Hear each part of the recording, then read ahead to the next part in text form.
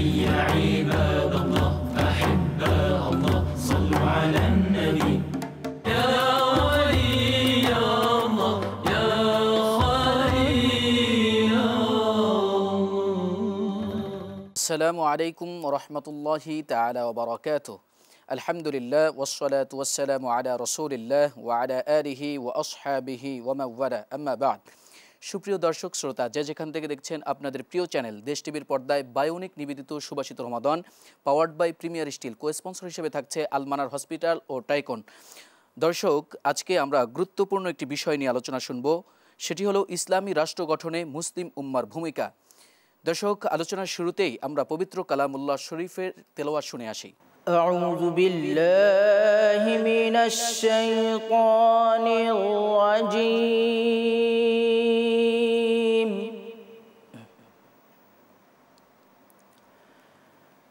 بسم الله الرحمن الرحيم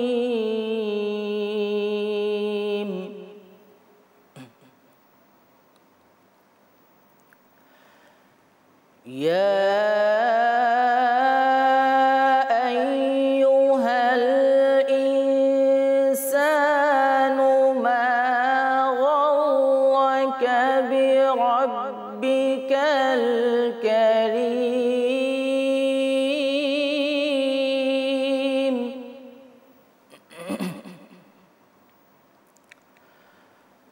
الذي خلقك فسواك فعدلك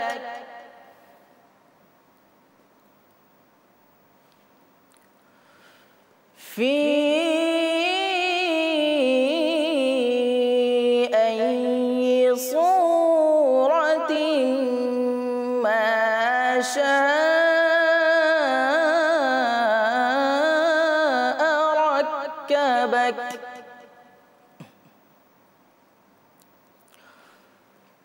كلا بل تكذبون بالدين وإن عليكم لحافظين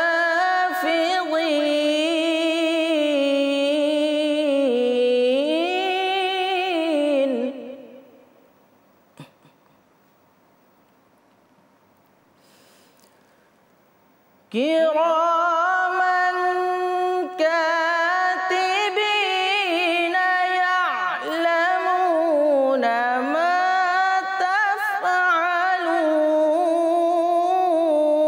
تفعلون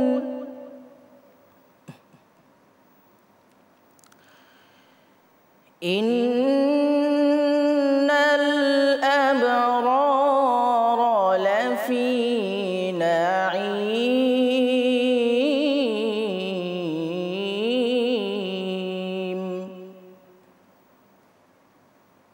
صدق الله العظيم.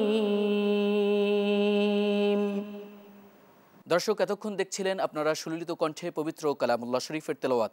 এ পর্যায়ে আমরা আমাদের অতিথিদের সাথে পরিচিত হয়ে নেব। আমার ডান পাশে রয়েছেন হযরত মাওলানা মুফতি কে.এম. মহিউদ্দিন হিলালি, সহকারী অধ্যাপক, আদমপুরা কামিল মাদ্রাসা, পটুয়াখালী। আসসালামু আলাইকুম ওয়া রাহমাতুল্লাহি ওয়া বারাকাতুহু। আমার বাম পাশে রয়েছেন হযরত মাওলানা মাজহারুল ইসলাম আবরার, খতিব, মেঘনা গ্রুপ, সেন্ট্রাল জামে মসজিদ, সোনারগাঁ, ঢাকা। আসসালামু আলাইকুম ওয়া রাহমাতুল্লাহি তাআলা ওয়া বারাকাতুহু। জি মুহতারাম, আপনারা কেমন আছেন? আলহামদুলিল্লাহ, আপনি কেমন আছেন? জি আলহামদুলিল্লাহ, আলহামদুলিল্লাহ আলা কুল্লি হাল। আল্লাহ পাক আমাকেও ভালো রেখেছেন। আমি শুরুতেই যাব মুফতিকে মহিউদ্দিন হিলালি আপনার কাছে, যে আপনি আমাদেরকে বলবেন ইসলামী রাষ্ট্র গঠনে মুসলিম উম্মার ভূমিকা। আমরা যে মুসলিম, আমাদেরকে এই দেশের ভিতরে ইসলাম গঠনে কি কি আমরা ভূমিকা পালন করতে পারি সে সম্পর্কে যদি আপনি আমাদেরকে বলতেন। আলহামদুলিল্লাহিল্লাযী ওয়াহাদা ওয়াসসালাতু ওয়াসসালামু আলা রাসূলিল্লাহ ওয়া সাহাবিহি আজমাইন। খুব চমৎকার একটা বিষয় আলোচনায় চলে আসছে, ইসলামী রাষ্ট্র গঠনে মুসলিম উম্মার ভূমিকা। মূলত রাষ্ট্র গঠিত হয় দুইটা সিস্টেমে, একটা হলো দৌলাতুল জিবায়া আর একটা হলো দৌলাতুল হিদায়া। দৌলাতুল জিবায়া হলো জুলুমের রাষ্ট্র, স্বৈর রাষ্ট্র, স্বৈর শাসক দ্বারা যে রাষ্ট্র পরিচালিত হয় সেটাকে বলা হয় দৌলাতুল জিবায়া। আর যেই রাষ্ট্রটা খেলাফত দিয়ে প্রতিষ্ঠিত হয়। কোরআনের মাধ্যমে বিশ্বনবী মুহাম্মদ সাল্লাল্লাহু আলাইহি ওয়াসাল্লামের হাদিসের মাধ্যমে যে রাষ্ট্রটা পরিচালিত হয় ইনসাফ ভিত্তিক, সেটাকে বলা হয় দাওলাতুল হেদায়া। আল্লাহ সুবহানাহু ওয়া তাআলা বিশ্বনবী মুহাম্মদ সাল্লাল্লাহু আলাইহি ওয়াসাল্লামকে রাষ্ট্র গঠনের জন্য নির্দেশ দিয়েছেন ডাইরেক্টলি, যে রাষ্ট্র গঠন হবে ইসলাম দিয়ে, রাষ্ট্র গঠন হবে কোরআন দিয়ে। কোরআন কারীমের মধ্যে কি চমৎকার করে আল্লাহ সুবহানাহু ওয়া তাআলা বলছেন, হুয়াল্লাযী আরসালা রাসূলাহু বিল হুদা ওয়া দীনিল হক লিইয়ুযহিরাহু আলাদ দীনি কুল্লিহি। এখানে শব্দটা বলা হয়েছে যে হাবিব আপনার কাছে আমি দুইটা জিনিস দিয়ে প্রেরণ করেছি, দুইটা জিনিস আপনাকে দিয়ে প্রেরণ করেছি। একটা হলো হুদা আর একটা হচ্ছে দীনিল হক। হুদা দ্বারা গোটা পৃথিবীর প্রায় সব মুফাসসির একমত, কোরআনকে বোঝানো হয়েছে, দলিল হিসাবে পেশ করেছে হুদাল লিন্নাস, হ্যাঁ এগুলো। আবার দলিল হিসাবে পেশ করেছে যে কুল নাহবিতু মিনহা জামিয়া ফা ইম্মা ইয়াতিয়ান্নাকুম মিন্নি হুদা। এখানে এই হুদা দ্বারা কোরআনকে বুঝাইছে, এটা 100%। আর একটা হচ্ছে দীনিল হক, এটা ইসলাম। কেন? লিইয়ুযহিরাহু আলাদ দীনি কুল্লি, গোটা পৃথিবীতে যত দিন আছে, ধর্ম আছে, লাইফ স্টাইল আছে, মানব রচিত বিধান আছে, সবগুলোকে আপনি ছুঁড়ে ফেলে দিয়ে মাটির সাথে মিশিয়ে দিয়ে এই দুইটাকে আপনি প্রতিষ্ঠা করবেন।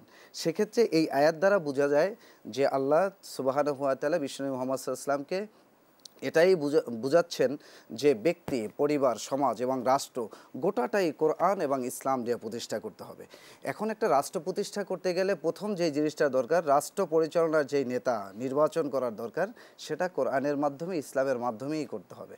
এবং জাতির লোকদেরকে ইসলামের দিকে আনতে গেলে আপনার এই কোরআনের মাধ্যমেই হতে হবে। যেমন বিশ্বনবী মুহাম্মদ সাল্লাল্লাহু আলাইহি ওয়াসাল্লামেরও অনেক আগে, প্রায় 4000 বছর আগে আল্লাহ সুবহানাহু ওয়া তাআলা হযরত মুসা আলাইহিস সালামকে বলছেন, ইযহাব ওয়া আনতা আখুকা বিআয়াতি, আপনি যান ফিরআউনের কাছে, আপনি এবং আপনার ভাই, বিআয়াতি, কি নিয়ে যাবেন? আমার আয়াতকে, আমার আয়াতগুলো নিয়ে যাবেন, আমার আয়াতকে নিয়ে যাবেন। ওয়ালা তানিয়া ফি যিকরি, সাবধান, ওখানে গিয়ে আমার আয়াতকে ভুলবেন না, ভুলে যাবেন না। এর মানে হচ্ছে ইসলামী রাষ্ট্র প্রতিষ্ঠা করার ক্ষেত্রে প্রত্যেকটা পরতে পরতে আল্লাহর আয়াতকে, আল্লাহর বিধানকে, আল্লাহর ইলমকে অ্যাপ্লাই করতে হবে। যে মোহতারাম, আপনি অত্যন্ত চমৎকারভাবে বলছিলেন। আমরা ফিরে যাচ্ছি মাওলানা মাজহারুল ইসলাম আপনার কাছে। আপনি বলবেন, আল্লাহর হাবিব সাল্লাল্লাহু আলাইহি ওয়াসাল্লাম যখন মদিনাল মুনাওয়ারায় আসলেন, তখন একটি তিনি রাষ্ট্র গঠন করেছিলেন।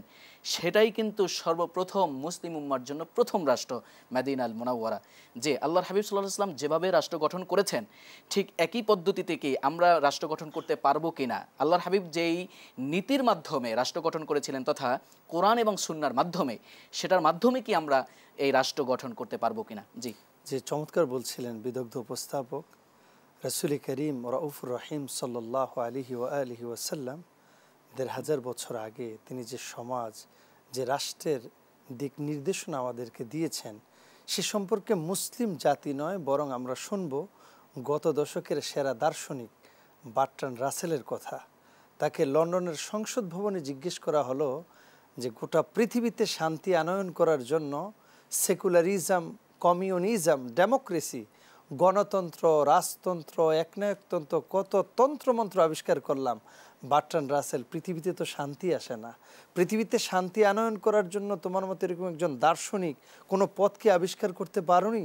সেদিন একজন খ্রিস্টান বার্ট্রান্ড রাসেল লন্ডনের সংসদ ভবনে দাঁড়িয়ে বলেছিল, পৃথিবীতে যদি শান্তি আনতে চাও, সেকুলারিজম, কমিউনিজম, ডেমোক্রেসি নয়, বরং go back to the universal prophet and the universal book. তোমরা চলে যাও মদিনার নবীর কদমে, চলে যাও কোরআনের কাছে, গোটা পৃথিবীতে শান্তি চলে আসবে। সুবহানাল্লাহ। একজন খ্রিস্টান দার্শনিক তিনি একথা বলেছেন। সুতরাং আপনি যে যৌক্তিক প্রশ্ন করেছেন, আল্লাহর হাবিব সাল্লাল্লাহু আলাইহি সাল্লামের পথ নির্দেশিত সেই পথে যদি মুসলিম উম্মাহকে এগিয়ে যায়, তাহলে গোটা পৃথিবীতে মারামারি, যে অন্যায়, অবিচার, দুর্নীতি, রাহাজানি চলছে, তা নিমিষেই চলে যাবে। কারণ ১৫০০ বছর আগে যে সমাজে নবী করিম সাল্লাল্লাহু আলাইহি সাল্লাম এসেছিলেন, অত্যাচারের ঘনঘটায় বিদগ্ধ মানবতা যখন বিষাক্ত আর ক্লেদাক্ত হয়েছিল, অশান্তির দাবানল যখন দাউ দাউ করে জ্বলে উঠেছিল, জালিমের জুলুম আর মজলুমের আর্তনাদে আসমান জমিন যখন থরথর করে কেঁপে উঠেছিল, গোটা পৃথিবীর মানবতা একথা বলা শুরু করে দিয়েছিল, রাত পোহাবার কত দেরি পাঞ্জিরি, সেই অত্যাচারিত, নির্যাতিত, নিষ্পেষিত একটা সমাজে নবী করিম সাল্লাল্লাহু আলাইহি সাল্লাম এমন একটি রাষ্ট্র গঠন করলেন, যার মাধ্যমে প্রতিটি মানুষ পেয়েছিল তার নিজের অধিকার, মা পেয়েছিল তার মর্যাদা, সন্তান পেয়েছিল তার অধিকার, স্ত্রী পেয়েছিল তার স্ত্রীর অধিকার, প্রতিটি মানুষ পেয়েছিল একটা সুন্দর সুখের সংসার। এর কারণ ছিল একটাই, নবী করিম সাল্লাল্লাহু আলাইহি সাল্লামের আদর্শ।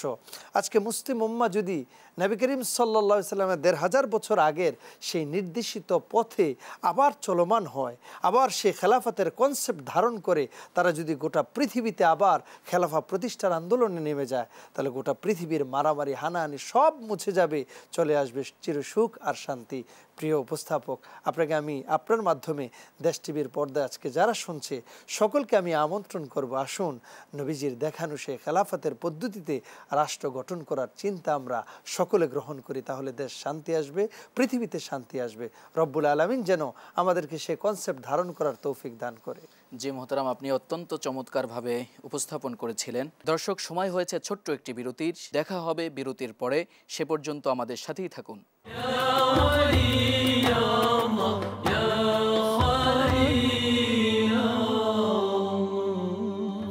দর্শক, দেখছিলেন বায়োনিক নিবেদিত সুবাসিত রমাদান, powered by Premier Steel. Co-sponsor হিসেবে থাকছে আলমানার হসপিটাল ও টাইকুন।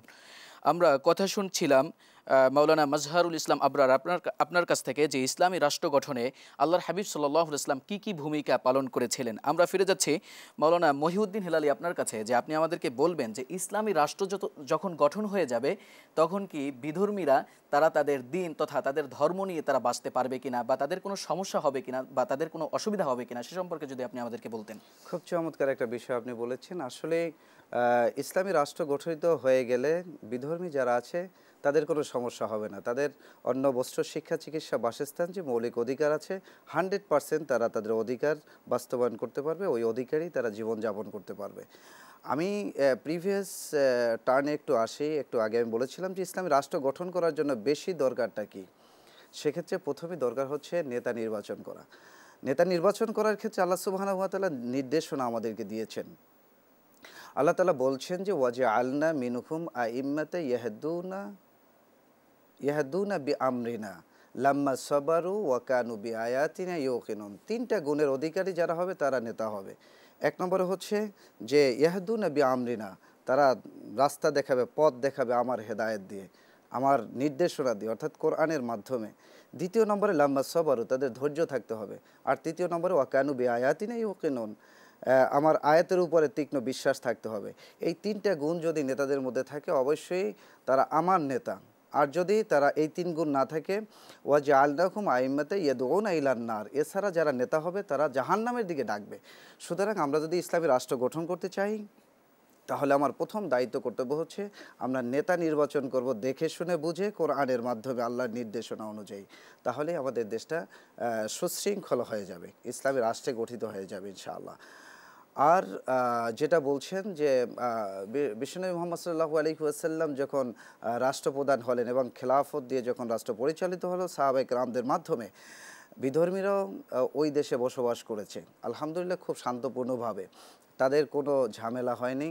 তাদের জীবন চলার জন্য তাদের নেতা, ওই ধর্মের নেতারা থাকা অবস্থায় যেভাবে জীবন চলছে তার চেয়েও অনেক কমফোর্টেবল, অর্থাৎ শান্তপূর্ণভাবে জীবন পরিচালিত করতে। জি মোহতারাম, আপনাকে অসংখ্য ধন্যবাদ। আমরা ফিরে যাচ্ছি মাওলানা মাজহারুল ইসলাম আবরার আপনার কাছে, যে আপনি আমাদেরকে বলবেন যে মুসলিমদের ভিতরে যারা এমন রয়েছে যারা হিজাব পড়তে চায় না, যদি ইসলামী রাষ্ট্র গঠন হয়ে যায় তখন কি তাদের উপরে জোর করা হবে কিনা? অনেকে নামাজ পড়তে চায় না, কিন্তু তাদের উপরে কি জোর করা হবে কিনা যদি ইসলামী রাষ্ট্র গঠন হয়ে যায়, খেলাফত এসে যায়? তো এ সম্পর্কে যদি আপনি আমাদেরকে বলতেন। আজকে বর্তমান পৃথিবীতে আপনি যদি যে ইসলামী রাষ্ট্রগুলো আছে এদের দিকে তাকান, দেখবেন তারাও কিন্তু মানুষের উপর এরকম খুব বাধ্যতামূলক এরকম না, বরং উৎসাহিতভাবে তাদেরকে উৎসাহ দিয়ে দিয়ে হযরত ওমর ফারুকের জামানায় দেখেন, ইসলামী খেলাফত যে জামানায় ছিল সব জামানাতে মানুষ নিজের উদ্যোগেই তারা আসলে গাফেল, তারা শয়তানের প্ররোচনায় পড়ে, কেউ নামাজ পড়তে চায় না, হিজাব পড়তে চায় না, বোরকা পড়তে চায় না। কিন্তু যখনই কোরআন এবং সুন্নাহর সঠিক বুঝ তাদের অন্তরে লালিত হবে, তখন তারা নিজেরাই স্ব-উদ্যোগেই তারা কিন্তু বোরকা পড়তে চাইবে, কারণ এটা তার জন্য পর্দা। আর এই পর্দা মানি তাকে সেভ করা। আজকে পৃথিবীতে দর্শন, রাহাজানি, খুন দেখেন বেড়ে যাচ্ছে। তার কারণ কি? কারণ এই আল্লাহর আইন আমরা বাস্তবায়ন করতে পারছি না। যদি একজন নারী তার নিজের স্বকীয়তা বজায় রেখে সমাজে চলাফেরা করে, সে অফিসে যাবে কিন্তু সে অফিসটা থাকবে নিরাপত্তা দিয়ে, সে অফিসে যাবে, সে রাস্তাঘাটে চলবে বোরকা পরে, তার চেহারা দেখতে পারবে না, তাহলে কিন্তু কোনো ধর্ষণ অথবা কোনো ব্যভিচার হওয়ার সুযোগ কিন্তু সেই সময় থাকবে না। যখন এই কনসেপ্ট তার অন্তরে চলে আসবে তখন বাধ্যতামূলক করা লাগবে না, সে নিজেই নিজের জন্য বাধ্য করে নিবে। এজন্য ইসলামী রাষ্ট্র আসলে যে জোরপূর্বক এটা করাবে, এটা ওইটা ভয়, এটা হচ্ছে ইহুদি খ্রিস্টানদের একটা চক্রান্ত, আর কিছু না।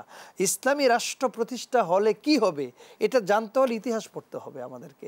হযরত ওমর ফারুকের জামানা, হযরত আলী রাদিয়াল্লাহু তাআলা তিনি কিভাবে শাসন করেছেন, সেই শাসন পদ্ধতিতেই আমরা এই পৃথিবীতে অ্যাপ্লাই করব। তার মানে জোরপূর্বক নয়, বরং ব্যক্তি নিজেই তার স্ব ইচ্ছাতেই সে নামাজ পড়বে, সে পর্দা করবে, এটা জোরপূর্বক কিছুই হবে না ইনশাআল্লাহ। সুতরাং এটা মানুষ নিজ থেকেই চলে আসবে যে আমি জান্নাতি পরিবেশে কিভাবে বসবাস করব। জি মোহতারাম, আপনাকে অসংখ্য ধন্যবাদ।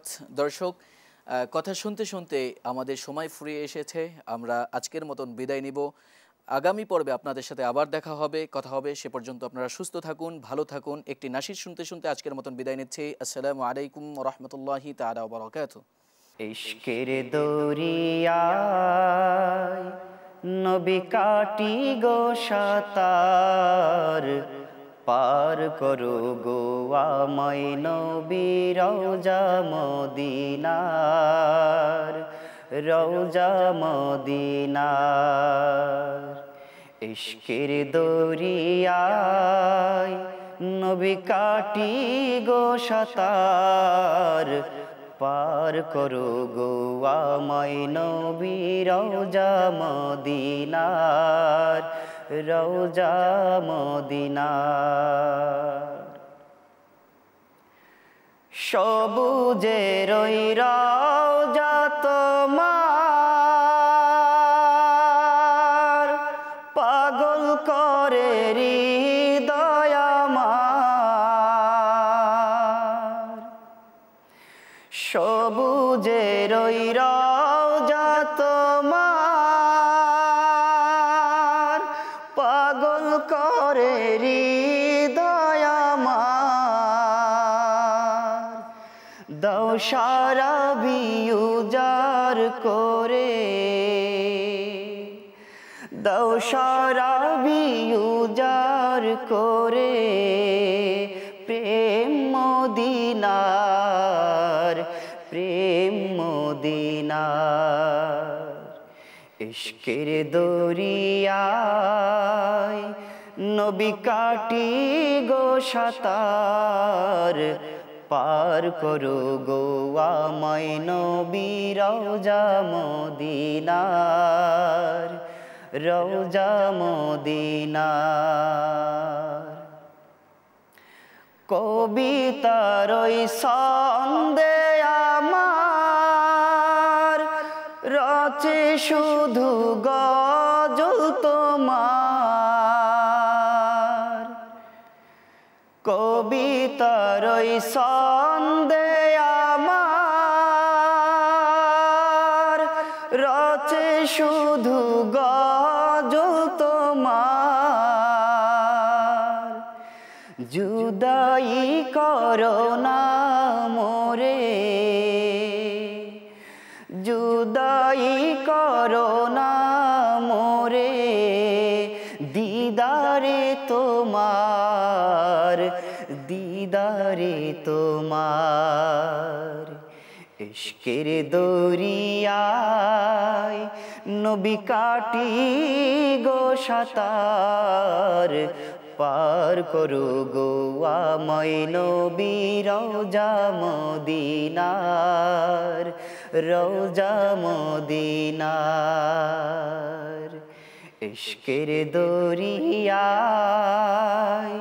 নবী কাটি গো সাতার, পার করো গো আমায় নবী রওজা মদিনার, রওজা মদিনার। পার করো গো আমায় নবী রওজা মদিনার, রওজা মদিনার।